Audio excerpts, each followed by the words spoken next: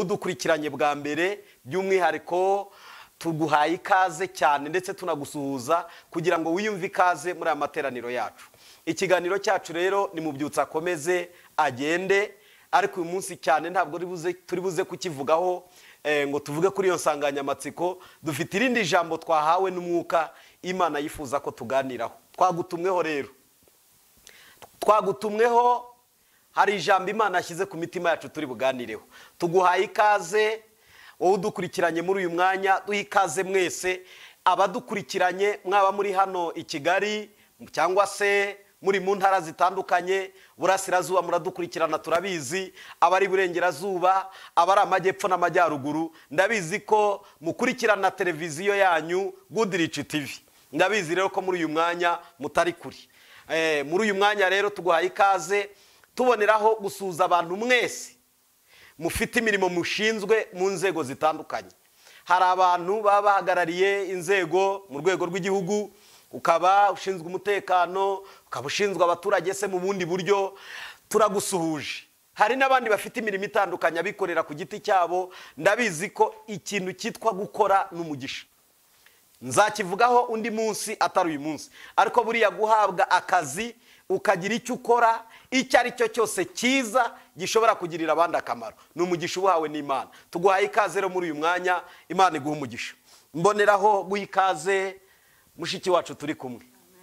Waza kwivuga, abantu bagukurikiranye, hari abakuzi, hari abatakuzi. Mboneraho kukubwira ko hari abantu bagiye batwandikira, barakuzi, baragukunda. Uyu mwanya tuguhaye ikaze kugira ngo ubashe kubabwira izina ryawe, wongere ubabwire icyo wumva ufite ku mutima uyu munsi. Imana iguha umugisha. Arakoze cyane umushumba wacu, turashima Imana ko yongeye kutwemerera guhagarara imbere yayo n'imbere yanyu. Ni ubuntu bugeretse ku bundi. Muri kumwe na Muzirankoni Scovia, ndi umudamu, ndubatse, nkorera umurimo w'Imana mu itorero rya Foursquare Gospel Church hano Kimironko, riyobowe n'umushumba Dr. Fidel Masengo. Turamwubaha, turamukunda, turashimira Imana imukoresha ibintu bikomeye hagati mu buzima bwacu.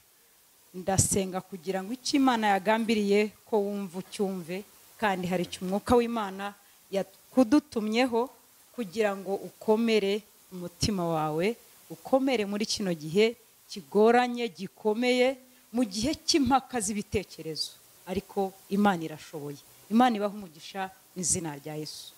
Amen. Urakoze cyane Scovia. Ntabwo nabura kuvugaho gatoya kugira ngo bamenye naho dukorera. Dukorera Kimironko, Foursquare iri Kimironko. Natwe aho dukorera ni Kimironko. By'umwihariko Dr. Fidel Masengo, nanjye ndamukunda. Ni umugabo wuzuye ubuntu bw'Imana, ni umugabo ukorera Imana, ni umugabo ufite urukundo muri we. Ndamukunda kandi rwose n'umushumba mugenzi wanjye, Imana imumugisha. Muri ubwo buryo rero iyumva ikaze, ndetse n'abadukurikiranye muri uyu mwanya biyumva ikaze. Ariko kandi nubwo dukorera Kimironko, muri iyi minsi hari insengero zafunguwe, hari izindi zitari zafungurwa, n'urwacu ntabwo rurafungurwa. Ariko muri iki gihe tuyobora abantu, inyigisho turazitambutsa. Dufite urubuga rwa YouTube, turayifite, yitwa Duhumurizanye TV. Mushobora kujya kuri YouTube mukareba inyigisho za buri munsi, ijambo ry'Imana ricaho, ibiganiro byinshi bicaho. Tugiraho by'umwihariko na filime yubaka ingo. Buriya Satani yahagurukiye ingo muri iki gihe.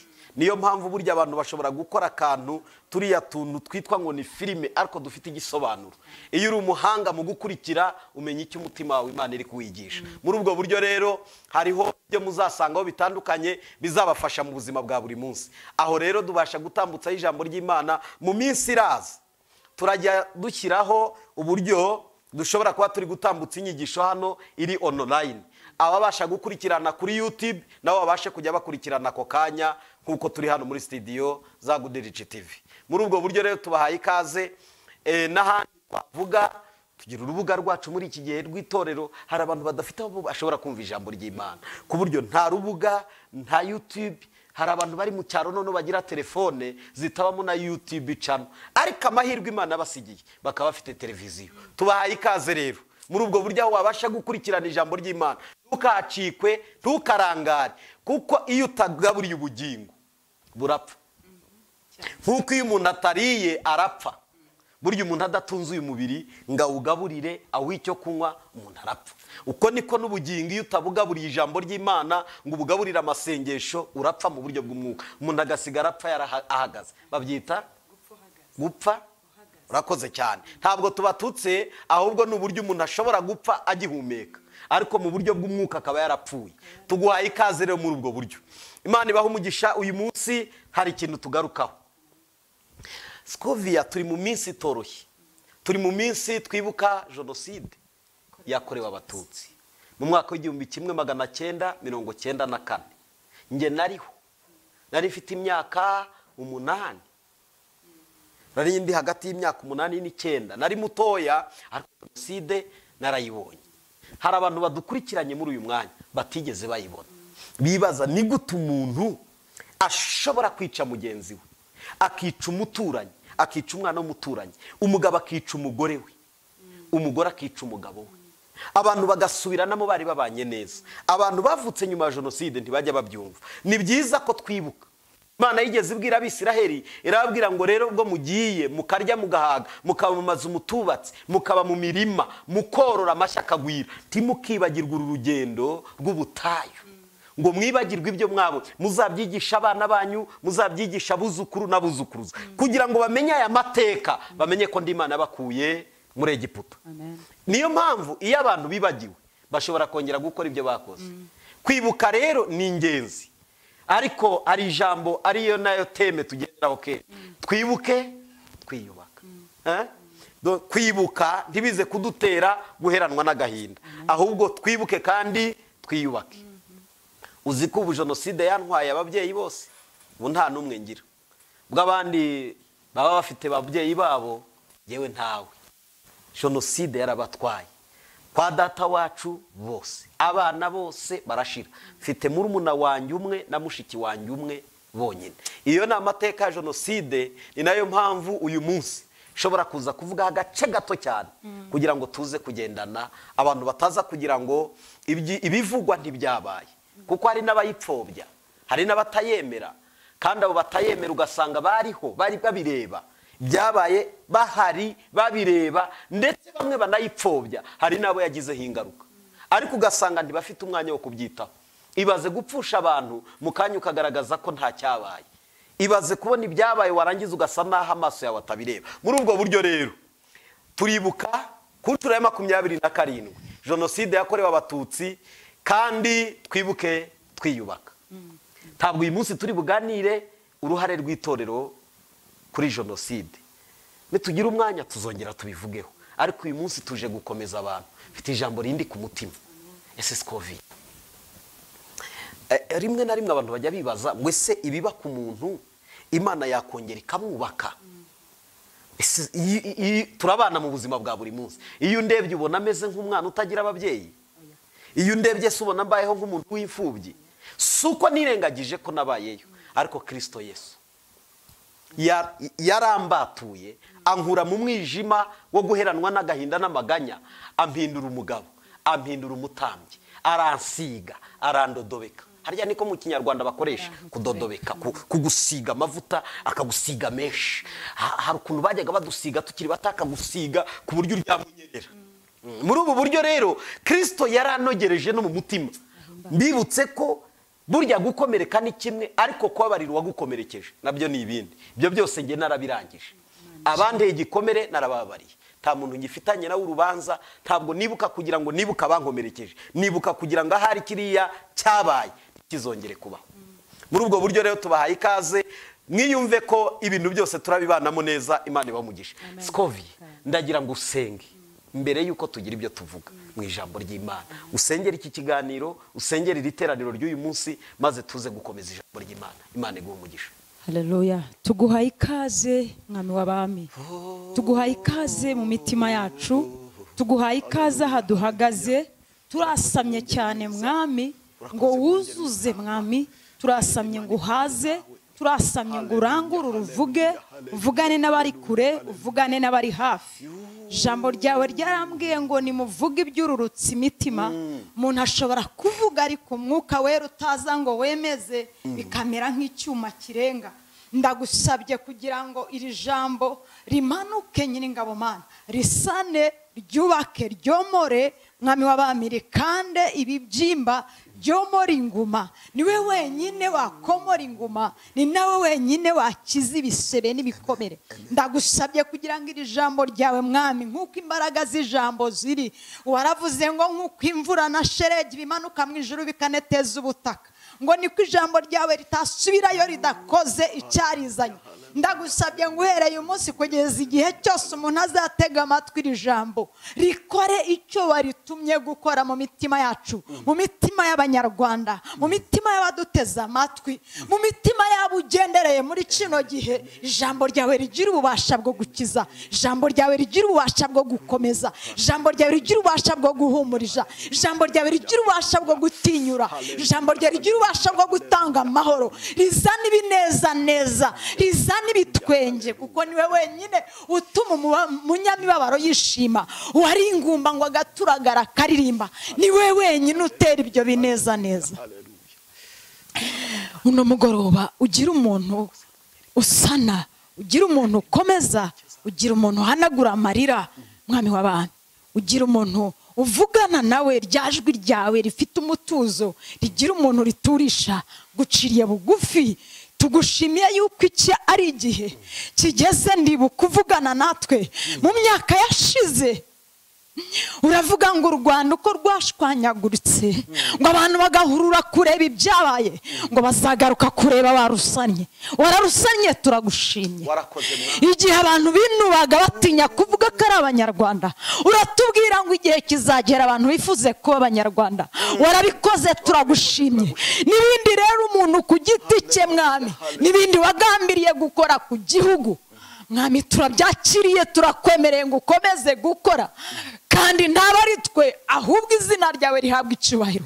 Ni koko twagiye kure, ariko imbabazi zawe ziruta ibicumuro twagucumuyeho.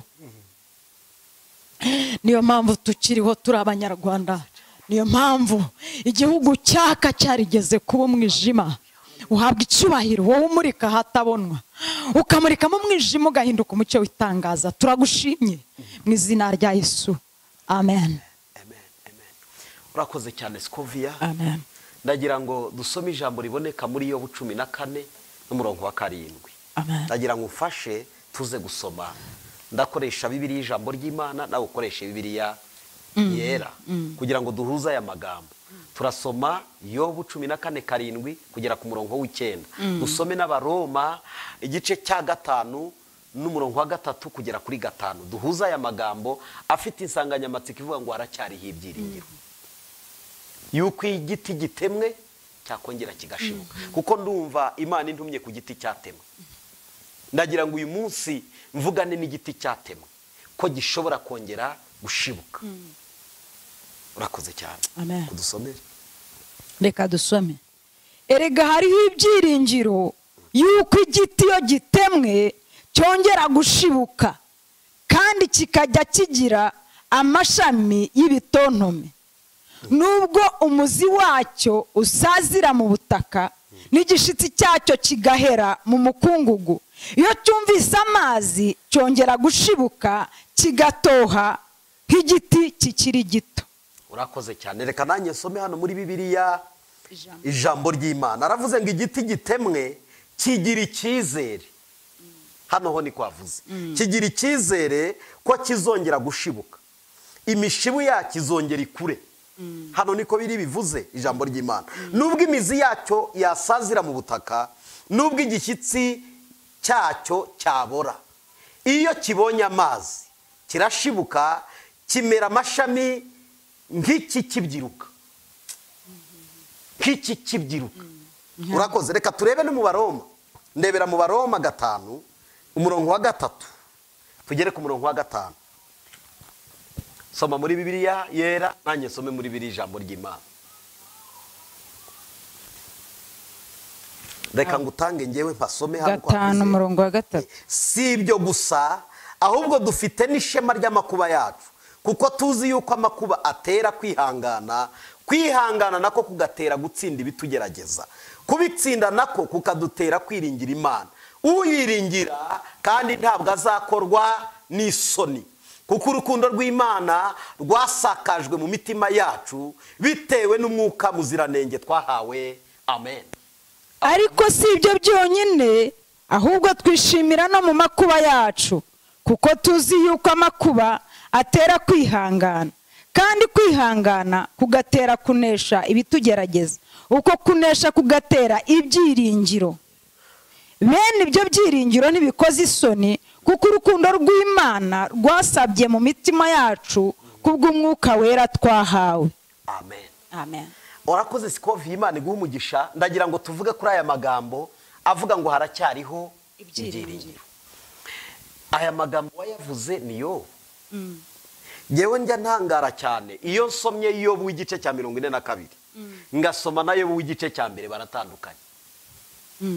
Yobu w'igice cya mbere n'uw'amaganya, n'uwo kuvuga ngo wa Mana we icyakumva naguha urubanza rwanjye akaba ari wowe urubura. Si icyo gusa, aravuga ngo ndavuma umunsi navutseho w'igice cya mbere. Yarababaye akomeretse afite uruguma ruvirirana. N'uyu mwanya ndagira ngo tuvugane n'abantu bagifite uruguma ruvirirana, kandi barahari. Hari abafite uruguma rwa jenoside na n'uyu munsi batari bakira. Naraye mvuganye na mushiki wanjye umwe, arambwira ngo pastor, nubwo uyu mwanya we wumva ko ukomeye, ariko jyewe iyo mbyibutse ndahungabana, nkajya mu gitanda nkumva birandenze, nkumva ntabwo mpita mbona byongeye kugaruka. Mbona abafite imihoro, mbona abafite amashoka, mbona abafite amahiri, mbona baje. Ndamuganiriza, ndamuhumuriza, ndamubwira ngo komera, hirya yawe ureba hari ibindi uzareba. Hirya y'ayo majwi akubwira mu matwi yawe hari irindi jwi. Arambwira ngo ntibinyoroheye nubwo imyaka 27 ishize. Urumva uwo ni umuntu ugifite uruguma. Hari abandi bafite ibibazo bitari bimwe. Kwibutse ko jenoside yaduteye uruguma ruteye ubwoba, ariko uyu mugabo agira uruguma nawe rw'ibindi. Nubwo uyu munsi tuvuga ku ruguma rwa jenoside twahuye narwo rushobora gutuma abantu bamwe baheranwa n'amateka, bibaho. Sinzi uko nabivuga, sinzi uko uyu mwanya umuntu yabivuga ngo abirangize bitewe n'igihe, ariko ndagira ngo nkomeze umuntu wese udukurikiye ufite umutima ukomeretse, ufite umutima ufite ibibazo. Yobu avuga iri jambo ngo haracyariho ibyiringiro, yarabuze uwo kumuhumuriza. Muzira nkoni, hari ibibazo abantu bagira ukabura uwo kuguhumuriza, n'uwakaguhumurije akaba ari we ugukomeretsa. Sirituko umuntu ashobora gukomeretswa n'uwo yarizeye ko ari we wakamuhumurije. Uzi gukomeretswa n'uwo mwashakanye kandi uzi ko ari we wari uhungiyemo. Uzi gukomeretswa n'inshuti yawe y'amagara. Dawidi yaravuze ijambo rivuga ngo inshuti ngo yavuze ngo iki? Inshuti yanjye ni umbanguriye umugeri. Hari ijambo yakoresheje, aravuga ngo uwo twagendanaga, uwo twasangiraga, uwo twajyanaga mu nzu y'Imana, uwo twicaranaga tugasangirira ku meza amwe, ni unkomerekeje. Ngo si umwanzi wankomerekeje, mba narabashije kumwihisha. Si umwanzi wandeye ngo antere, iyo umwanzi aza nari kumenya uburyo mwikinga.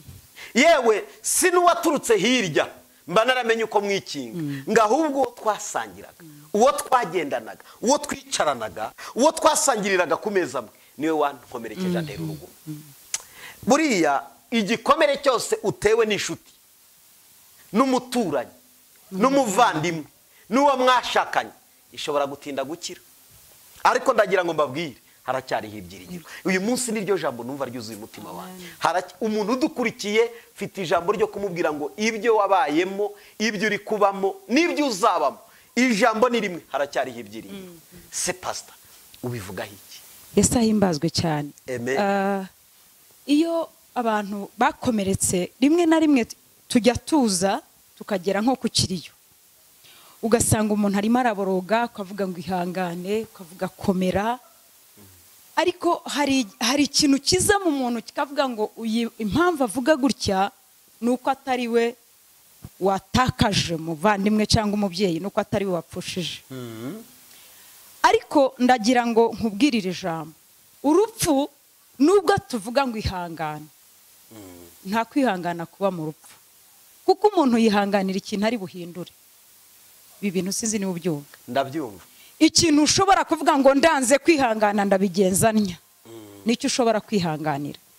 Kuko niba udashobora kwihangana ikintu udashobora guhindura ntabwo wihanganye wabuze ukugira.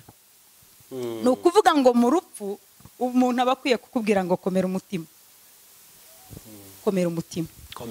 Ndagira ngo noneho nkubwire muri cya kintu tudashobora guhindura, ijambo ry'Imana ryonyine niryo riza rikakubwira uwo uriwe, rikakwereka ikindi kintu waba cyo. Ariko abandi bantu iyo bavuga, igihe cyose umuntu ataka uvuga ngo humura, Umwami ahabwa icyubahiro. Ntabwo uba wumva afashe ubwo ubabare yaboroga nkawe. Ariko ndagira ngo nkubwire, hari ikintu kibaho kibi cy'umuntu kuza akica abantu bawe, hakazaza umwuka nyuma ugutoteza akakwibutsa ko bapfuye, nanone akakubuza amahoro, akakubuza gukora icyo wagombaga gukora. Kandi nta kintu nanone biri bukumarire. Ariko muri kino gihe cyo kubona ibintu byose byagarutse ugasubirira udubi, nta kindi kintu cyo kwishingikirizaho keretse ko hakiri ibyiringiro. Yaravuze muri Zaburi ya 2:7 aravuga ngo nsaba amahanga ngo ngwire itegeko rishya, uri umwana wanjye ndakubyaye, nsaba amahanga nzayaguha b'umwandu. Iri jambo nararisomye nsanga Imana yari ibizi ko ababyeyi bacu bazakenyuka. Kuko iyo usomye imigani irakubwira ngo urugo n'amatungo umuntu abihabwa n'ababyeyi, ariko bigasa naho nanone byivuguruje ngo uri umwana wanjye ndakubyaye nsaba amahanga. Bivuze iki? Nuko ikintu cyagambiriwe rimwe na rimwe kitagerwaho, ariko umugambi w'Imana utaburizwamo. Mubyeyi ashobora gukora cyane ngo azaragabane ibintu ntibizakunda, ariko Imana yaremye ijuru n'isi uko hatarabaho umuntu uhindura amanywa ngo asimbure ijoro igihe kitageze. Niko umugambi w'Imana ku buzima bwawe ukomeza. Yobu yaravuze ngo ntibikabe ngo ubugingo bwanjye buracyandimo, ubw'ubugingo bwanjye bukindimo nzongera kubona Imana yanjye. Ni ukuvuga ngo nzongera kubona ibyiza, nzongera kunezererwa Imana y'agakiza kanjye. Turimo turavugana n'abantu bakomeretse, turimo dushaka no kuba tuvuga bakomeretse ibihe bibi by'94.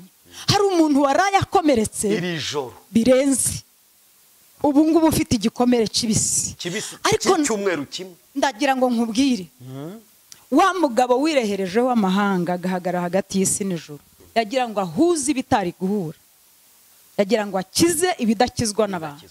Nta kindi kintu gishobora komora igikomere umuntu atewe n'inshuti, atewe n'umugabo we, atewe n'abaramube, atewe na base wabo, atewe na ba nyirarume, atewe n'umuryango we, atewe n'abaturanyi bo basangiye, abana bajyanaga ku ishuri. Icyo gikomere nta wundi wacyomora keretse Imana yaremye umuntu. Nizi buto ifata igahindura inati, gashyiramo inati nshyashya, kuko ivuga ngo ngiri itegeko rishya, kuko ibindi ntabwo byakunze mwana wanjye, nsaba amahanga nzayaguha. Wowe usigaye, wowe ukiriho, ndashimira Imana ku bwa leta y'u Rwanda. Imana niyo yimika abami bantu bisumba byose. Nimubona umuyobozi ayoboye igihugu mujye mu musengero. Nibaza ahantu ubuyobozi bwakuye urumuri bikanyobera, kuko igihe cyose twibuka ducana urumuri. Abantu bamwe bagiye bavuga ngo ni uguterekera, ariko nihishurirwa. Iyo umuntu akwica aba ashaka kuzimya urumuri rwawe. Ariko leta y'u Rwanda ibyitegereje iravuga ngo urumuri rw'Abanyarwanda ntiruzazima, ruzahora rwaka itariki ya mbere kugeza kuri 30, ukwezi kwa mbere kugeza mu kwa 12. Urumuri rw'Abanyarwanda ruzahora rwaka. Imana igicanye urumuri mu Rwanda, yacana urumuri mu buzima bwawe. Ndasenga ngo Imana y'Umwami wacu Yesu Kristo ikugenderere, ubone ibirenze by'abantu barimo kuvuga ku mateleviziyo, wumve iby'abantu wumve muri wowe imbere, wakira ibirenze ibyo turimo kuvugira kuri mikoro, kuko ijambo ry'Imana rifite ubutware. Ijambo ry'Imana rirakomeye, riromora nk'uko imvura na sheregi iyo bije bineteza ubutaka. Abari ku ijambo ry'Imana ry'isana mitima rimanuka gusana imitima y'Abanyarwanda bari muri kino gihe gikomeye. Kandi nawe Imana igusane, byari byiza ko umanuka mu cyaro ugashyira ba bana nabonye beza ukabashyira ababyeyi bawe. ntabahari bajya babambaza. Dufite abana batagira tate, nkwereke ariko Imana yari ibizi tate n'isumba byose kandi irashoboye. Muzirankoni mu minsi yashize barambajije ngo ese ngo ko tubona ngo papa ngo sogokuru wa madamu ngo tukababona, wowe papa wawe abahe? Kubisobanura byarangoye, ariko ndabibasobanurira, ariko bakajya bambwira ngo none si ibyo bibaho. Ntibafite umwanya wo kugira ngo bumve uburyo umuntu yishe undi, ntabwo babyumva. Ariko uko bazagenda bakura amateka tuyababwira bazagera babyumva, ntibazabyumvira kugira ngo babe babi, ahubwo bazarwanya umwuka wose watuma bya bintu bigaruka. Kuko ijambo ryose uyu mwanya tuvuga kwibuka niki, abantu batekereza ko kwibuka ari ukugira ngo abantu barakare, abantu bongere bagaruke mu mujinya. Oya, ni nayo mpamvu bavuga ngo kwibuka twiyubaka. Ntabwo ari ukwibuka turwana, ntabwo ari ukwibuka duhangana, ntabwo ari ukwibuka kugira ngo natwe tugirire abaduhekuye. Oya, abantu bajye babyumva neza. Niba dufata umwanya wo kwibuka kavuga ngo data yarapfuye, erega reka tujye duha ibintu, tujye tuvuga mu kuri. Uyu mwanya abantu barafata indabyo bakagira usororo, bakajya kwibuka imiryango yabo. Abandi bakagenda kwa rino rimbi ry'iwabo wa twese ririya rya Nyagatovu. Abandi bakajya ku marimba atandukanye kujya kwibuka imiryango yabo yapfuye, bagatunganya aho bashyinguwe, bakakora isuku, bakabikora buri mwaka, barabikora cyangwa amezi 6 barabikora. Niba rero bikorwa, biratangaje kuba niba twebwe dushobora kujya kwibuka abo bantu bazize akarengane, bishwe ku munsi batari gupfira. Kuko ndagira ngo tuzanabivuge tubisobanure, ntabwo jenoside yabayeho kubw'umugambi w'Imana. Ntabwo jenoside yabayeho kubw'umugambi w'Imana. Abantu bakunda kuvuga ngo ariko ngo mbere ngo Imana yarabivuze ngo za 82 ngo barahanura ngo kamaraso agiye kumeneka. Abantu igihe cyose bananiye Imana irabareka imigambi mibi barimo igasohora. Bize kumvikana neza. Niba ibitekerezo bibi n'imigambi mibi iturimo igiye kujya hanze, twe gutekereza ko ari umugambi w'Imana. Kuko nituza kuvuga ngo ni Imana yabikoze, ese bari abatutsi bapfuye nibo bari abanyabyaha? Ese abasigaye bo bari abakiranutsi? Turebere hamwe tuvuge ngo Imana ngo yari yarabivuze ko amaraso agiye kumeneka, ayameneka n'ay'abanyabyaha. Ibyo nta wabisubiza. Ese abasigaye ni abakiranutsi? Uyu munsi mvuze ngo narokotse jenoside, nabamvuga ko uko nakoreraga Imana cyane, nuko nasengaga cyane, nuko niyirizaga Imana nari nakayimenya. Ibyinshi mbikoze uyu munsi, ariko mbere nari umuntu w'inzoga, nari umupagani hanyuma y'abandi bose. Ariko Imana hari yari izi ko uyu munsi nzayikorera n'ab'icyo gihe, usibye ibitekerezo bibi. Kandi mwibutse Muzirankoni, iyo hari ibitekerezo bibi bibyiganira mu mitima yacu, ishyari, umwiryane, inzangano, birya byari muri Gahini. Imana yaramubwiye ati Gahini, dore ibintu biri tugatugira mu mutima wawe, ariko ukwiriye kugira ute kubitegeka. Bumuyobozi uyobora ubugome bukurimo, ububuze gukora icyaha. Gahini ararenga yica muri umunawe.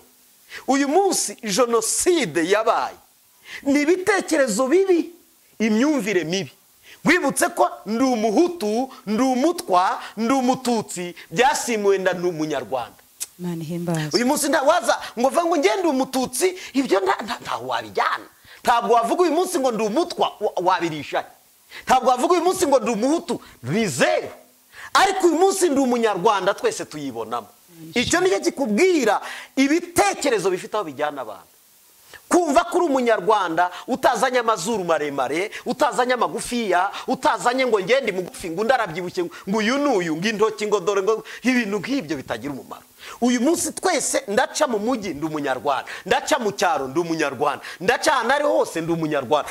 Njyewe ndagenda nk'umunyarwanda, niduhura nkubaze nawe uri umunyarwanda nanjye ndi umunyarwanda. Ibyo tubyubakiyeho, twubatse ubumwe, twubatse ubuvandimwe kuri ndi umunyarwanda. Haleluya. Rero ndatekereza ko abantu bagira imyumvire yo kumva ko jenoside yabayeho kubera ko Imana yabivuze, kubera ko babihanuye. Ntabwo ari umugambi w'Imana. Donc uyu mwanya niba nyobye, Imana ishobora kumbwira ngo nureba nabi baragufunga. Nibamfunga ne kwitwaza ngo Imana niyo yabikoze, ahubwo njyewe natangiye kuyoba, Imana ibona aho bizasoreza. Uko iyo umuntu yanze kumvira agaca inzira mbi, hari ingaruka z'inzira mbi. Iyo umuntu yanze kugenda neza ngo ace mu nzira y'umucyo agaca mu y'umwijima, hari ibyo azahura nabyo bikamwerekeza nyine ahagomba kuba. Nicyo gituma uyu munsi tuba mu ngaruka z'ibitekerezo byacu. Nutekereza nabi uzaba mu ngaruka zo gutekereza nabi, nukora nabi uzaba mu ngaruka zo gukora nabi. Uyu munsi jenoside yagize ingaruka kuri bose. Reka nguhe urugero rwa bugufi. Uyu mwanya ndavuga ko yangizeho ingaruka ngatakaza ababyeyi. Niko byagenze, takaza abavandimwe, takaza famiye nini, sigara ndi imfubyi. Ariko nkwibutse Muzirankoni, n'abayikoze ntibaguwe neza. Mbikubwira uburyo bataguwe neza. Uyu mwanya hari abari mu nzu y'imbohe, na n'uyu mwanya kuva 94 abantu bamwe bakigemurirwa basurwa mu nzu y'imbohe kubw'ibyo bakoze. Urumva abo ngabo bo batwitara bagizeho ingaruka. Kabiri, abahunze barazerera nka kurya kwa Gahini, kuko amaraso arakuzerereza. Uribuka Imana imaze kubona ko Gahini abenya amaraso, yaramubwiye ngo uzaba inzererezi n'igicamuke. Ririya jambo riteye ubwoba. Uzi icyo bita kuzerera? Ni ukutaba mu rwakubyaye ukajya ururebera kure, wanahura na ba nyirarwo barubamo ukabakwepa uti batamenya bagatanga amakuru. Urumva ubwo buzima, kutaba mu rwakubyaye ukaruvutswa nuko watekereje nabi, ubuzima bwawe bwose bukaruhira imahanga. Wibutse ko kuba imahanga ni byiza, ushobora kuharongera amafaranga, simvuze ko abari imahanga baguwe nabi, ariko nanone niba ufite umutima w'ikikurega kigushinja, kizatuma uheriyo udashobora kwinjira mu rwakubyaye. Iyo nayo ni indi ngaruka. Rero uyu mwanya jenoside yagize ingaruka ku mpande zose. Nubwo abakorewe jenoside twagize ibibazo bikomeye, kongera kwiyubaka, kongera kugira ngo twige, kugira ngo tuzabeho dufite ubuzima, kugira ngo twigirire icyizere cy'ejo hazaza, ntabwo byari byoroshye. Ariko Imana ishimwe ku mucyo watse, urumuri ruramurika. Imana ihimbazwe. Haracyariho ibyiringiro ku muntu wari we wese ushobora kumenya ngo njya mbwira n'abantu, niba arakoze icyaha emera, kugira ngo ubone amahoro nukuruka icyo kintu wakoze. Muzirankoni, yewe iyo mbwiriza ubutumwa njya mbwira abantu nkabwira ngo uwakorewe icyaha yarakomeretse, ariko n'uwagikoze afite igikomere. Kubera iki? Igikomere cy'icyaha umuntu arakigendana. Ukajya ugenda ufite ubwoba, uzi kugira ngo uyu munsi umuntu avuge ngo narakwiciye. Hari igihe wakira kumubabarira, ariko we kugira ngo yakire izo mbabazi akajya ahora yikanga avuga ati banza atarambabariye tu. Igihe cyose agenda n'ipfunwe z'icyo kintu, burya nawe n'urundi ruguma afite, nubwo ari we wakoze amakosa. Imana iguhe umugisha. Icyo dufite uyu munsi, hari ijambo rivuga ngo haracyari ibyiringiro. Mbonereho kuza kugira ngo niba tugiriye abantu inama, tuze no gutanga na telefone baduhamagare, ariko turikiri muri iri jambo haracyariho ibyiringiro. Tuze gutanga na nimero ya hano baduhamagare, kuko isanamitima rirakwiriye. Muzirankoni, wari kukubwira, wenda sinzi niba ari hano mu Rwanda, kubwiye amajoro naraye, kubwiye amaboko nanyuzemo. Umunsi umwe nagiye mu bicanyi barenga 10. Umwe arandeba ngo dore mwene Bonifansi mwene Beretirida, ati dore n'amazuru, ati dore neza niyo neza, ati dore uko ari, ati neza arasa na nyina. Kandi niko byari bimeze, urabyumva neza. Umwe aramubwira yari afite ubuhira, ati mwici, ati wese ntufite inkota wamwishe, ati wese ntufite umuhoro wamuteme. Barasigana, habura uwo kunyica, bararebana, ati ariko sha abantu 10 mubuzi wakica uwo mwana, nimumureke rero yigendere. Nuko nabavuyemo. Abo ngabo bandetse bamaze imbaga irenga ibihumbi 10. Narokokeye ahantu haguye ibihumbi byinshi, ndi mu bantu 3 barokokeye aho hantu. Ngeze mu maboko y'abicanyi inshuro zirenga 3. Bandeba ati mwene Bonifansi dore uko areba, mwene Beretirida dore uko areba, bakamenya. Ariko wa mugambi w'Imana, haleluya, uwishe so yakugirira imbabazi, uwishe so wanyu n'abana be yakugirira imbabazi. Ariko kubwo umugambi w'Imana mbacamo ndatambuka. Ndashimira Imana ko arizi ko uyu munsi nzayikorera.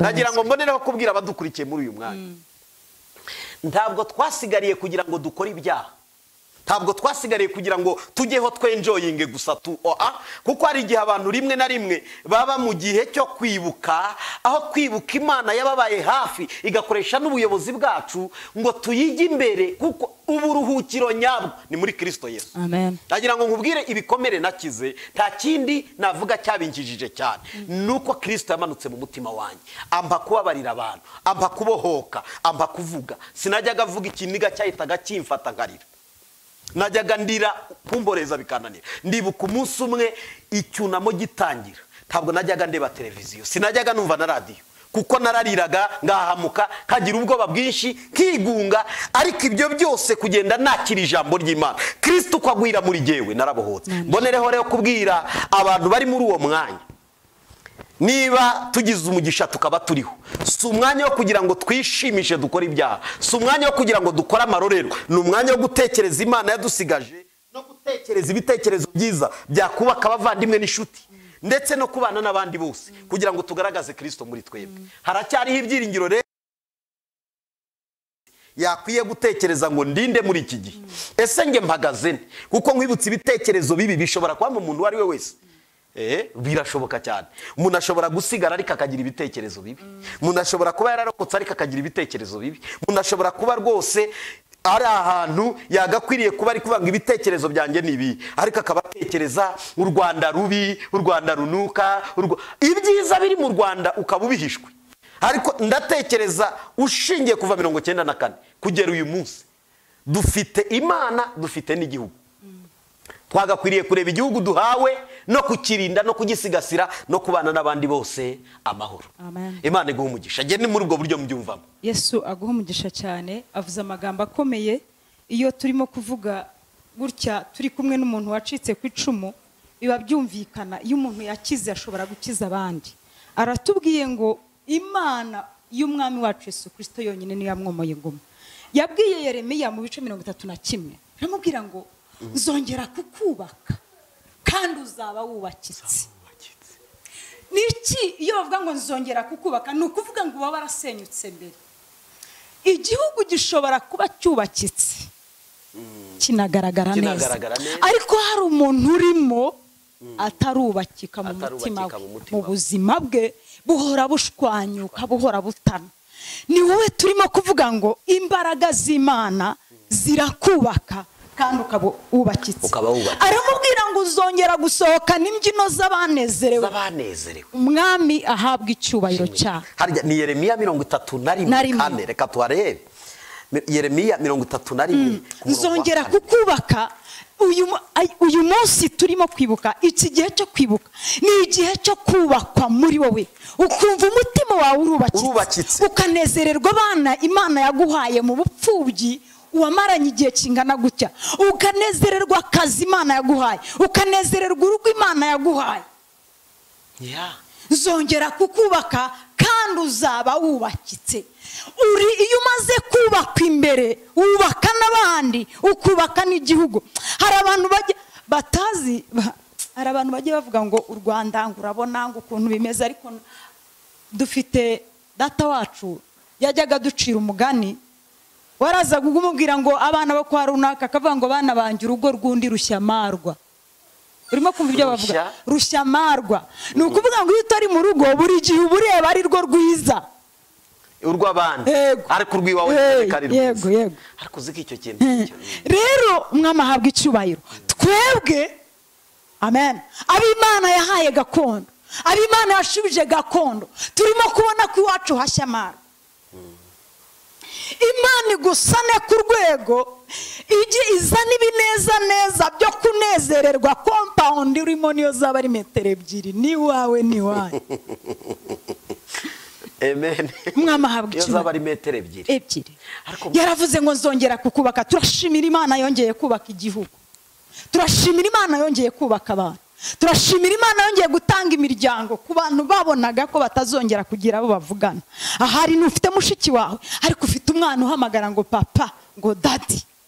Umwami ahabwa icyubahiro. Hari ikintu Imana iyo bavuze ngo nzongera kukubaka, Imana ibizi gusenyuka k'umuntu, ibizi ko ni ukuvuga iba nzongera ibigusanze uri ubushwambaga, ruri ibisate. none hari ijambo Amosi yavuze mu bice 9 n'umurongo wa 11 yaravuze ngo uwo munsi nzongera negura ihema ngo nzegura ihema rya Dawidi ryaguye nongere nice n'ibyuho ngo nzica ibyuho zarisana nice ibyuho byaryo ibyuho ngo ndetse ngo rizongera rime ryiza nk'uko ryahoze kera. ihema rigira ibyuho ariko umuntu agira ibikomere. hari igihe usanga umuntu afite ubusate muri we yaratandukanye yarasenyutse, ariko ijambo ry'Imana riravuga ngo nzongera gusana iryo hema, zongera gusana ubuzima bwawe, zongera gusana igihugu cy'u Rwanda, zongera gusana abanyarwanda, zongera gusana abanyarwandakazi, zabubaka kandi nimbubaka muzaba mwubakitse. Muzirankoni urancokoje. Ndibuka icyo gihe jenoside yabaye niga primaire, ndibuka irangiye yasigiye ibikomere biteye ubwoba. Narokotse jenoside mu buryo butangaje, ariko ngeze muri Kongo aho twari duhungiye ngwa mu metero nka 400 z'ubujyamo mu kiyaga. Sinzi uko navuyemo, hari mu kwezi kwa 6 kwa 1994, sinzi uko navuyemo. Mu kwa 12 amezi 6 ashize mva muri koma, ngize ibikomere bya jenoside, naho mpungiye amazi aramize, manukiye mu metero 100 z'ukuzimu. Uburyo navuyemo ntuze kubimbaza, nta bwenge nari mfite. Naruhukiye mu bitaro amezi 6 ashize, nibwo nagarutse nareba amatara yaka nkavuga ngo dore izuba, nareba abantu bahita nkabona ari ibiti. Kuko iyo umuntu avuye muri koma ntabwo amenya ibintu. Icyo gihe ngendera mu igare, mva mu igare njya mu mbago, nsubira primaire niga meze ntyo. Ntabwo najyaga nseka. Kikubwira umuntu wakomeretse ntajya aseka. Ibi nirirwa seka ujye uvuga ngo ariko pastor nguhora n'ibyishimo. Ni Yesu wabikoze. Nge nari umurakare. Ndibuka rimwe hari abana twiganye muri segonderi, icyo gihe njya kwiga kuri segonderi, bajyaga bambwira ngo ariko kukihora urakaye. Kajya mbabwira ndi mufite banyoko, mufite nabaso, mujye mugira umwanya wo guseka no kunezerwa, mufite ibashimisha. Nari narakaye, aho nabaga mpagaze nabaga afite umufuka gutya, nakuze mufuka ari amatindi, ntugire ngo cyari ikindi, kugira ngo nari nezerewe. Umwarimu nangaga n'umuntu wamfarusaga, ibyo ntumva ntungore, niba ntabyumvisha ushaka iki, namaze simbyumve. Urumva umuntu wakomeretse, dore umuntu wakomeretse haragenda akabangamira n'abandi. Nabangamiye abantu benshi, nabangamiye abari mu banyigishije, nabangamiye abanyeshuri twabanaga. Nari umuntu ugoye, nari ngoramye, nta bintu byinshi. Turavugana ibiki wowe? Nangaga umuntu uvuga ngo mama, nahitaga mbwira ndiwe ntuzongere kunyegera. Toka sha yusanga nyoko mu bana. Umuntu ngewe ngo papa yisanga so mujyana. Buri muntu wakomeretse dore ngahora wibaza uyu muntu ni n'uyu mwanya hari abantu bafite amahane n'intambara kubw'ibikomere. Ndagira ngo mbabwire, ninde wabikiza?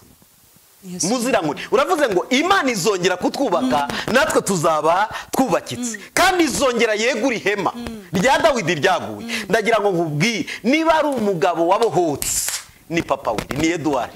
Abantu benshi ntibaza ko mvuze nakazina k'umwana, ariko Muzirankoni ndagira ngo nkubwire byara abo twabanaga bajyaga bambwira ati ariko suri gutekereza ibiki, nti murantekerereza mwandetse mwambaye amahoro.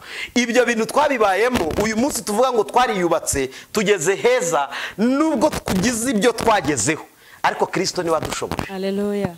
Uzi ko umuntu aza kukubwira ngo nakwiciye so, ukamubwira ngo ndakubabariye, n'imbaraga ziva mu ijuru, ubundi uhita uvuga ati nanjye munshakira umuhoro, birihuta. Umuhoro se ahubwo nta nahagusanga. Sinshaka no kukureba. Inzira yanyuze namwe mwahuye nawe muri nkawe mwamahabwa. Ntibyari byoroshye, ariko Imana izongera kukubaka. Aravuga ngo uzongera gutera inzabibu zawe ku misozi.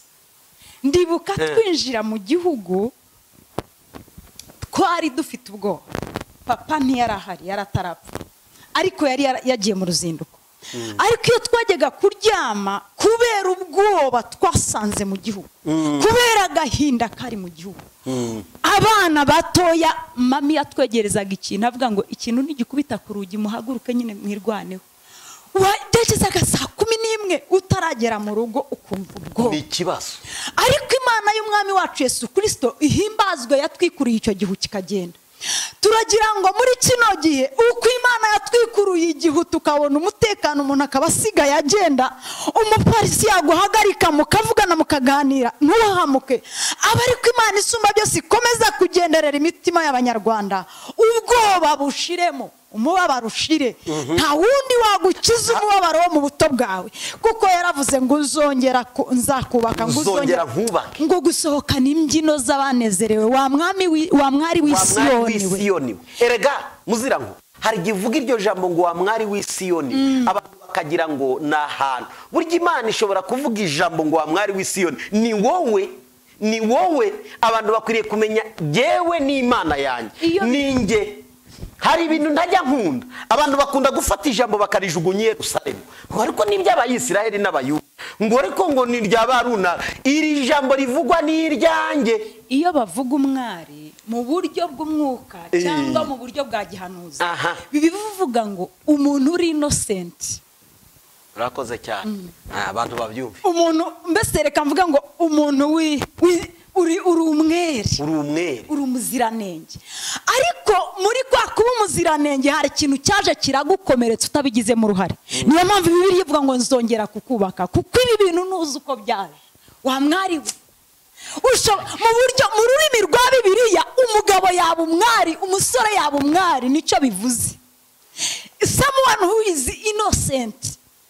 Muzirango urakoze. Reka nkubwire tubonereho kwisegura kuba dukurikiye muri uyu mwanya.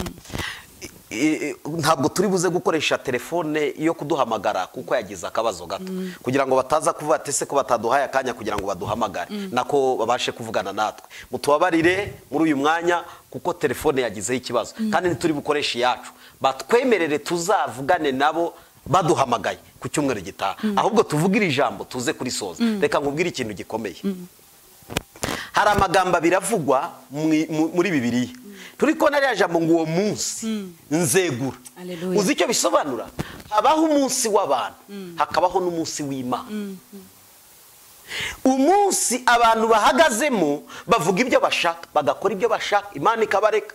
Ariko ibikorwa by'abantu, habaho n'umunsi Imana izagaragaza ibikorwa byayo. Ndabyibuka 97 na 98 twari dufite ubwoba kuri u Rwanda, nubwo duhungutse tuvuye imahanga, n'ubundi hagiye kongera ngo kumeneka amaraso menshi. Byarahanurwaga bikavugwa kumanuka 2 umva ngo 2 9 na 7 9 8 9 2 muri 2 niho nakijijwe, bari kuvuga ngo hari n'ikibuye kigiye kumanuka. Twari dufite ubwoba, ese turokotse jenoside 2 naho ikibuye kigiye kumanuka. Hari abantu tugira ubutumwa bw'iterabwoba gusa. Uzi impamvu? Iyo abantu bakunda igihugu, ndashaka kuvuga ibintu 2.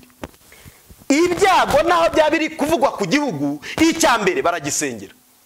Kuko ibyago nibiza mu gihugu ntibizarobanura, bizatwara umwana wanjye, bizatwara se umugore wanjye, bizatwara iki, ibidatwara ibyo bizatwara umuvandimwe. Hari abantu badakunda igihugu mu mutwe wabo, bahora batangaza inkuru, turapfuye turashize. Ibyo bijyanye mu Bisiraheli barara bakumize bunguri.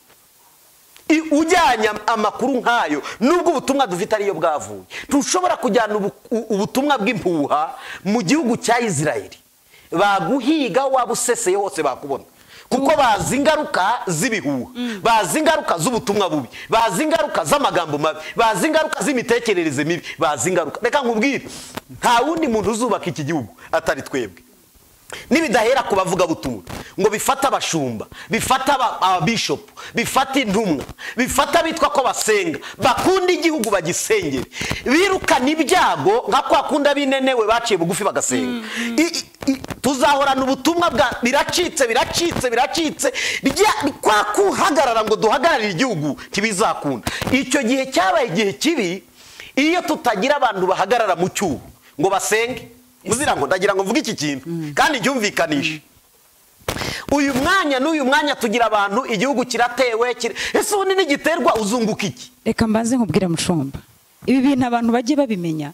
Niba wowe ubwawe Imana igutumye hita urugo rwawe rurasenyutse, utajya mu iteraniro ngo bitangaze, niki gituma umenya ko igihugu gisenyutse ukabitangaza, ukajya kubitangaza kandi utatangaza iby'urugo rwawe? Uwiteka himbazwe.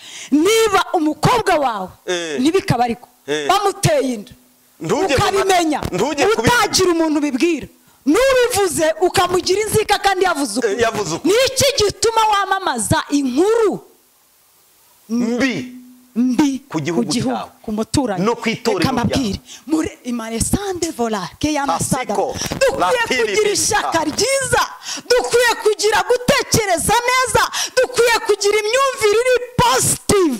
Molizande ve kusande ba ikosini bolande basiya baba desandara ba. Imana ntago yanga igihugu, Imana ntiyanga abantu. Niyo mpamvu yaturemye kadusumbisha ibintu byose.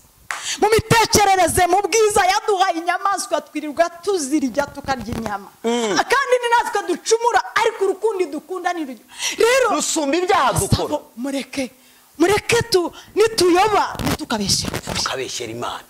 Niba utasatura inda yawe ngo uvuge iby'urugo rwawe, uvuge iby'umugore wawe, uvuge iby'abana bawe, ngo wirukanke ngo wishime ngo igihugu ngo umugore wanjye ngo arahukanye, ni iki gituma unezezwa? ngo baraje ngo turaje ngo turebe kuvuga inkuru kiratewe ngo kigize gutya. Dore ingorane abantu bafite n'ukwibagirwa ko igihugu ari abantu. Dore abantu bagira ko igihugu ari imbibi. No, igihugu ni ngewe Edouard, igihugu ni Muzirankoni, igihugu nundi. Nukuvuga ngo niba dutewe tukaba turi kubyina intsinzi, twitegure dukomeze imitwe, dukomeze amaboko, dukomeze ibitugu, ingaruka zabyo tuzazonga.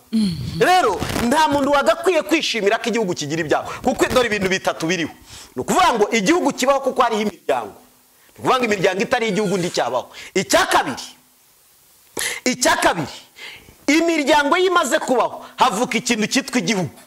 Igihugu cyamara kuvaho hakabaho itorero, kuko itorero ntiryabaho hatariho n'igihugu. None se ubundi ryabaho riri umuryango mwiza egari igihugu cyiza. Umuryango mwiza egari itorero ryiza.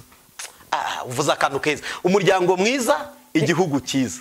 Umuryango mwiza itorero ryiza. Itorero ryiza igihugu cyiza. Niyo mpamvu Bibiliya ivuga ngo utashobora kuyobora mu rugo rwe ntiyayobora iki? Itorero. Muzirankoni, amasaha nayo nayandi. Reka mvuge kuri iri jambo turisoreze. Biravuga ngo mu makuba yacu ari ryo twasomye Abaroma, reka turisengeremo, ariko dufite ijambo rivuga ngo haracyariho iki? Haracyariho ibyiringiro. Hanyuma y'ibyo nzegura ihema. Imana yegura ihema ryawe. Imana yica ibyuho biri mu mutima, biri mu bitekerezo, biri ahantu hose. Imana isumba byose irabishoboye. Imurika hatabona aho umwijima uba. Imurike mu buzima bwawe ubona umucyo. Yesaya 40 haravuga ngo nimuvuge ibyururutse imitima, mubwire abantu banjye iby'amahoro, mubabwire ko intambara zirangiye, nzatembereza imigezi mu kidaturwa. Hari iryo jambo uvuze njyane nkunda kuribwira abantu. Iyi Imana ivuze ngo muhumurize abantu banjye. Uzi impamvu bari bafite ibitero by'abashuri by'abazonzi, barahahamutse. Isiraheli yarahahamutse yibaza, ariko Mana ibi bintu bizarangira ryari? Umva uko yabivuze hano ngo nimuhumurize abantu banjye, mubahumurize. Humura. Niko Imana yanyivuga. Muvuge ibyururutse imitima y'abi Yerusalemu, mukomere muhabwire ko intambara zaho zishize. Hano ku murongo wa 3 nimwumve ijwi ry'urangurura ngo nimutunganye inzira z'Uwiteka, inzira mu butayu, mugororere Imana yacu inzira nyabagendwa mu kidaturwa. Igikombe cyose kizuzuza. Ahantu hatuzuye hazuzuza. Umwami Imana huzuza no mugororo. Umva irindi jambo rikurikiraho. Igikombe cyose kizuzuzwa. Hakavuga ngo kandi umusozi wose n'agasozi bizaringanizwa, n'ahagoramye hazagororwa, n'inzira zidaharuwe zizaharurwa, maze icyubahiro cy'Uwiteka kizahishurwa, abantu bose bazakibonera rimwe. Nicyo gituma kugaragara kwawe ntabwo bizahishwa. Uyu mwanya ngewe wasigaye nsa naho ndi icyubahiro cy'Imana muri uyu mujyi. Iyo abantu bavuze ngo dore mwene runaka, mwene kanaka, mwene nyira runaka, dore uko Imana yamurokoye, dore uko Imana imusize, dore uko Imana yikorera, dore uko agenda, ndasa naho ndi icyubahiro cy'Imana gihagarariye umuryango wacu, kandi kizabonerwa rimwe n'abantu bose. Abantu bajya batekereza ko icyubahiro cy'Imana ari izuba rizarasa mu gitondo. No, ngewe ni icyubahiro cy'Imana niba mpagararanye n'Imana, kuko Bibiliya iravuga ngo niki yaremeye umuntu, yamuremeye kugira yiheshe icyubahiro. Nukuvuga ngo niba mpagaze mu buntu bw'Imana, naramenye Imana, narakijijwe, nararokotse ibyaha, kuko nayo ni intambara n'iyindi. Intambara y'ibyaha nzayivuga undi munsi. nk'abandi muri Kristo Yesu ndi icyubahiro cy'Imana mu isi. Haleluya. Abadukurikiranye babimenye bamenye ngo niba uhagararanye na Kristo uri icyubahiro cy'Imana mu muryango, uri icyubahiro cy'Imana mu itorero, uri icyubahiro cy'Imana mu gihugu cyawe. Rero icyubahiro cy'Imana kizagira ute? Kizahishurwa kandi abantu bose bazakibonera rimwe. Turimo turagana ku musozo ngo dusenge Imana. Narivuze mu Baroma 5 ku murongo wa 3 twasoreze. Niba hakiriho n'amakuba ndagira ngo duhe umuntu ihumure akomere. Amakuba ashobora kuba akiriho, ibibazo bishobora kuba bigihari, ntabwo intambara zarangiye mu mitima iwacu, ziracyarimo mu ngo iwacu, mu baturanyi, mu bavandimwe. Ndagira ngo dutangire ijambo ryumvikane neza, rimenyekane, abantu baryizereremo. Abaroma ari ryo twasomye, muzira ngo urivugeho dusenga Imana. Abaroma igice cyaho cya 5 n'umurongo waho wa 3 haravuze ngo ariko si ibyo byonyine, ahubwo twishimira no mu makuba yacu, kuko tuzi yuko amakuba atera kwihangana, kandi kwihangana kugatera kunesha ibitugerageza, uko kunesha kugatera ibyiringiro. Bene ibyo byiringiro ntibikoza isoni, kuko urukundo rw'Imana rwasabye mu mitima yacu kubw'Umwuka Wera. Amen. Haleluya. Ibigeragezo ngo bitera kwihangana, kwihangana kugatera ibyiringiro. Umva ngo ibyiringiro, ibyo byiringiro ntabwo bikoze isoni. Hari ibintu wiringira bikagukoza isoni, ariko ibyiringiro bitewe no kwihangana, kwihanganira amakuba uturuka ku Mwami Imana, ngo ntabwo ibyo byiringiro bijya bikoza isoni. Yesu ahimbazwe cyane. Ushobora kwizera ibintu, icyizere wari ufite kigatakara kubera ugakorwa n'isoni, ariko ibyiringiro dufite muri uyu mwana ngo yihanganiye umusaraba w'isoni, ngo ntiyita ku isoni zawo, kuko hari ibyishimo byari byaramushyizwe imbere. Mwama habwa icyubahiro. Ibyo byiringiro ntabwo bikoze isoni. Ibyo dufite mu Mwami Imana yacu uzatwubaka nyuma y'ibihe bikomeye, uzica ibyuho gihema ryacu ryasadutse akabyica bikaba hari ibigihari, arabyica nabyo, arabishoboye. Umuririmbyi yaravuze ngo zambaraga zose zandwanyaga ngo warazibasiye igorogota, ndetse n'ibisigisigi ngo nta bubasha bigifite. Ndagira ngo wizere imbaraga z'Imana, imbaraga zazu Yesu Kristo mu bapfuye, imbaraga zomoye inguma, izomoye uruguma rw'icumu mu rubavu rwe, rizomora nawe uruguma n'igikomere ufite. Nicyo cyatumye ababazwa agatabwa, kandi akababazwa n'abo yarazi, n'abo yaraje kugirira umumaro. Byari kugira ngo igihe nk'iki ninjya gutekereza umuntu wambabaje, nibuke ko Yesu Kristo yatawe, yashyizwe hagati y'ijuru akaba mu cyeragati, agataka atagira umusubiza, adafite umuhumuriza, ahubwo afite umushinyaguriro. Ariko ngo yihanganira ibyo bintu kubw'ibyiringiro ngo byari bumushyizwe imbere, ngo nibwo yashyizwe hejuru y'izina ryose riri mu isi. Iyo umaze gutsinda intambara zo mu mutima ntihahamuka, uba hejuru y'ibyakurwanyaga, uba hejuru y'ibyagukandamije, uba hejuru y'ibyakuremereye. Imbaraga zazu Yesu Kristo zikamwicaza hejuru y'amazina yose, nawe zikwicaze hejuru y'ikintu cyose. Imbaraga z'Imana isumba byose ziremerera icyakuremereraga, imbaraga z'Imana isumba byose zihoshe urusaku rwari mu matwi yawe, mu izina rya Yesu Kristo umwana w'Imana nzima. Imbaraga z'ibihe bitazanywe n'Uwiteka zabyari ku buzima bwawe, bikurweho n'ijwi ry'Imana riri mu mutuzo, iryabwiye Mariya ngo nzagukingiriza, ngo kandi Umwuka w'Imana azakuzaho.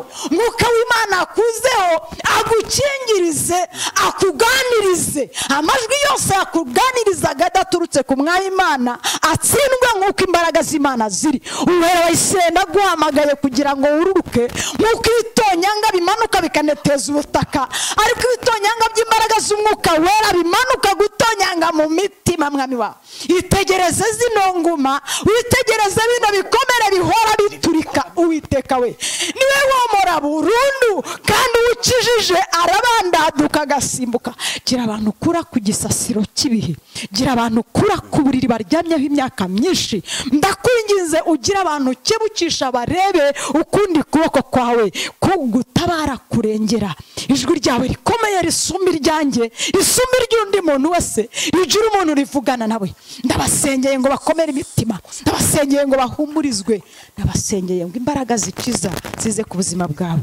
Mwami w'abami, tanga umugisha kandi ukomeze kwagura imbago, utanga amahoro n'umunezero mu gihugu. Turasenze ngo kugubwa neza gukomeze kuba mu mitima y'Abanyarwanda. Dusengeye ubuyobozi kugira ngo bukomere kandi bukomezwe na. Ndasenze ngo ubwenge n'inama zigukomokaho bimanuke Nyiringabo Mana. Humure ryacu, mahoro yacu, tuguhaye icyubahiro, ntabari twe ahubwo ushyirwe hejuru. Abanyarwanda turavuga ngo uri Imana yacu, uzahora uri Imana yacu. Turavuga ngo urera, uzahora wera kandi uri hejuru ya byose. Icyubahiro ni cyawe, ni mu izina rya Yesu Kristo. Amen. Amahoro abe muri mwe, Pasika nziza. Shalom, shalom. Amen.